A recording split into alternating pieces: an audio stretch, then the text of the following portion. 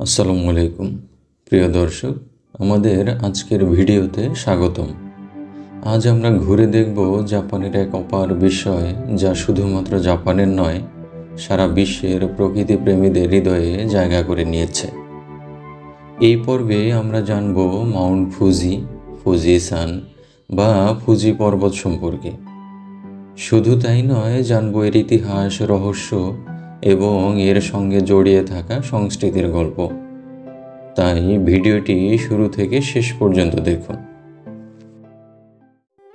Fuji পর্বত বা Mount ফুজির পরিচয়। মাউন্ট ফুজি জাপানের সর্বোচ্চ পর্বত, যার উচ্চতা 3776 মিটার। জাপানের রাজধানী টোকিও থেকে 100 কিলোমিটার দক্ষিণ পশ্চিমে হনশু দ্বীপে মাউন্ট ফুজি অবস্থিত এবং পরিষ্কার দিনে টোকিও থেকে এটিকে দেখা যায়। মাউন্ট ফুজি একটি সক্রিয় আগ্নেয়গিরি, যার সর্বশেষ অগ্ন্যুৎপাত হয়েছিল 1707 সালে। এটি জাপানের একটি সুপরিচিত প্রতীক এবং জাপানের শিল্পকলা ও স্থির চিত্রে প্রায়শই এটিকে দেখা যায়। পর্যটক ও পর্বতারোহীদের কাছে মাউন্ট ফুজি একটি জনপ্রিয় স্থান। এটি জাপানের অন্যতম পবিত্র পর্বতের একটি। প্রাকৃতিক সৌন্দর্য এবং ঐতিহাসিক দিক দিয়ে এটি একটি বিশেষ স্থান। 2013 সালের 22 জুন সাংস্কৃতিক এলাকা হিসেবে এটিকে বিশ্ব ঐতিহ্যের তালিকায় যুক্ত করা হয়। জাপানের মানুষ একে পবিত্র মনে করে এবং এটি দেশটির সংস্কৃতির এক গুরুত্বপূর্ণ অংশ। মাউন্ট ফুজির ইতিহাস ও নামকরণ। মাউন্ট ফুজির নামটি কোথা থেকে এসেছে তা নিয়ে অনেক মতবাদ রয়েছে।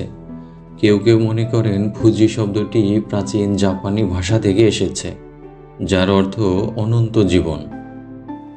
জাপানি ইতিহাস এবং সাহিত্যেও ফুজি পর্বতের একটি বিশেষ স্থান রয়েছে। এটি জাপানের পুরনো কবিতা এবং চিত্রশিল্পে এক বিশাল প্রভাব ফেলেছে। ভৌগোলিক বৈশিষ্ট্য এবং আবহাওয়া। মাউন্ট ফুজি একটি স্ট্র্যাটোভলকানো, যা বিভিন্ন স্তরের লাভা এবং ছাই দিয়ে তৈরি হয়েছে। এর আকৃতি একদম সুষম এবং এটি পৃথিবীর অন্যতম সুন্দর আগ্নেয়গিরি। এখানে আবহাওয়া খুবই পরিবর্তনশীল। গ্রীষ্মকালে এখানে ট্রেকিংয়ের জন্য আদর্শ পরিবেশ থাকে, কিন্তু শীতকালে বরফে ঢেকে যায়, যা এক মনোমুগ্ধকর দৃশ্য তৈরি করে। মাউন্ট ফুজি এবং জাপানি সংস্কৃতি। জাপানের সংস্কৃতিতে মাউন্ট ফুজি একটি পবিত্র স্থান। এটি জাপানি ধর্ম শিন্তো এবং বৌদ্ধ ধর্মের সঙ্গে গভীরভাবে সংযুক্ত। প্রতি বছর হাজার হাজার মানুষ ফুজিতে ট্রেকিং করতে আসে এবং বলা হয় ফুজি পর্বতে ওঠা মানেই আত্মার বিশুদ্ধি। ট্রেকিং এবং অভিযান। মাউন্ট ফুজি ট্রেকিংয়ের জন্য পৃথিবীর অন্যতম জনপ্রিয় স্থান। প্রতি বছর প্রায় 3 লক্ষ মানুষ এই পর্বতে ট্রেকিং করে। ট্রেকিংয়ের জন্য 4টি প্রধান রুট রয়েছে, যথা ইশিডামা, গোটেম্বা, ফুজিনোমিয়া এবং সুবাশিরি। গ্রীষ্মকাল হলো ট্রেকিংয়ের জন্য সেরা সময়, কারণ তখন আবহাওয়া তুলনামূলকভাবে ভালো থাকে। ফুজি পর্বতের গুরুত্ব এবং পরিবেশগত চ্যালেঞ্জ। ফুজি পর্বত শুধু একটি প্রকৃতির সৌন্দর্য নয়, এটি জাপানের অর্থনীতি এবং পর্যটনের জন্য খুবই গুরুত্বপূর্ণ।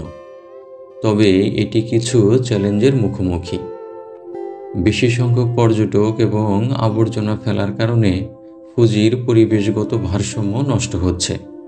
আমাদের সবার উচিত এটি রক্ষার জন্য সচেতন হওয়া। মাউন্ট ফুজি সম্পর্কে মজার তথ্য। এখন জেনে নিন মাউন্ট ফুজি সম্পর্কে কিছু মজার তথ্য। মাউন্ট ফুজি একসময় শুধুমাত্র পুরুষদের জন্য উন্মুক্ত ছিল। মহিলাদের এর চূড়ায় ওঠার অনুমতি ছিল না। এটি এমন একটি পর্বত যা একদিনে ট্রেকিং করে ওঠা এবং নামা সম্ভব। মাউন্ট ফুজি পৃথিবীর সবচেয়ে বেশি ফটোগ্রাফ করা পর্বত। মাউন্ট ফুজি শুধু একটি পর্বত নয়, এটি প্রকৃতির সৌন্দর্য এবং জাপানের গর্বের প্রতীক।